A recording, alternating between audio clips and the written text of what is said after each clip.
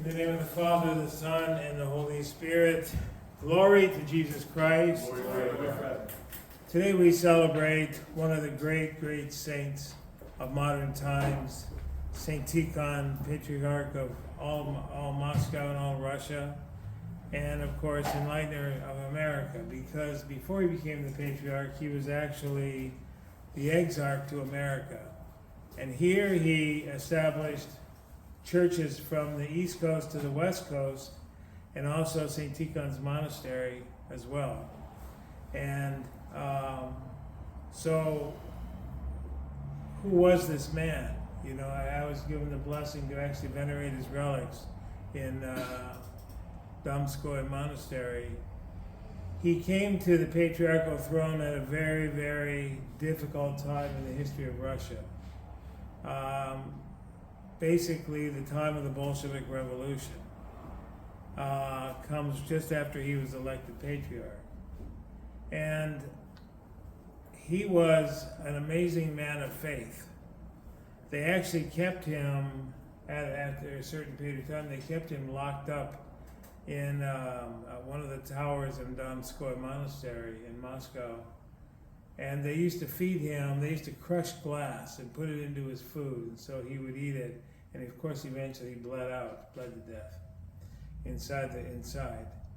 But he refused to make himself synonymous with the Communist Party, because there had been, through the time of the Tsar, there had been an edict that had been said that what is good for Mother Russia is good for the Tsar, is good for Mother Russia. So when the communists took over, they wanted that same kind of affiliation, at the same time trying to destroy the church as well. And of course, Patriarch Tikhon refused to sign that. And then eventually he was killed and martyred. So I've told this story many times, but the first time I heard the story that I'm going to share was when actually Father Thomas Hopko told the story, and it was a blessed memory. And so during that time, during the 20s in Russia, when the late teens, early 20s, when the communists were trying to seize control of everything, including the church and including all aspects of life, and subjugate people to, of course, torture and imprisonment and all those sorts of things.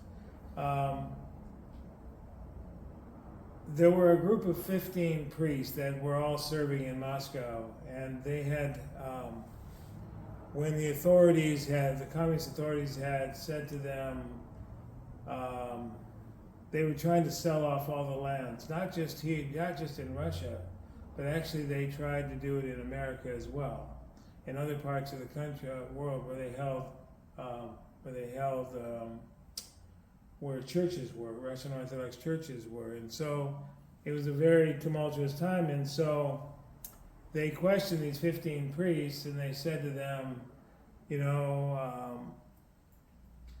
they wanted them to sign things over, and they said, well, the men would just say, well, we can't because it doesn't belong to us. It doesn't belong to us. And so they called the patriarch to testify, and they said to him, he kept telling them, well, it's not mine either. It doesn't belong to me. It belongs to God.